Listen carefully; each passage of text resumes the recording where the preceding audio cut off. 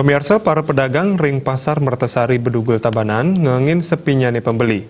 Tiosan sangkaning pewangun shortcut pikobat puniki jantan pawasana limbaknya nih virus corona.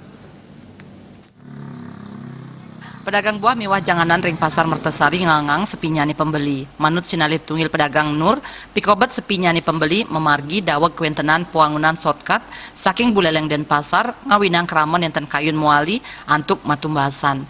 Pikobat inucap kawawahin ring sajeroning panglimbakan virus corona daweg katah sasihe lintang.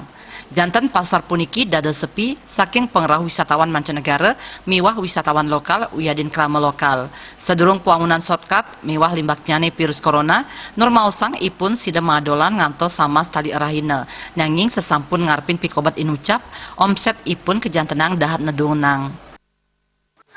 Ada tamu-tamu siar ada tamu-tamu orang asing sama Cina tuh ada. Kalau sekarang sama sekali jarang. Virusnya kan nampak besar, ya terutama pejalannya. Dulu kan datang dari Singaraja, langsung mampir ke sini. Sekarang tidak ada gitu. Sekarang langsung dia ke Denpasar, tidak ada pemasukan jadinya gitu. Makanya jam 12, jam 2 pun belum dapat pegarus datang di sini.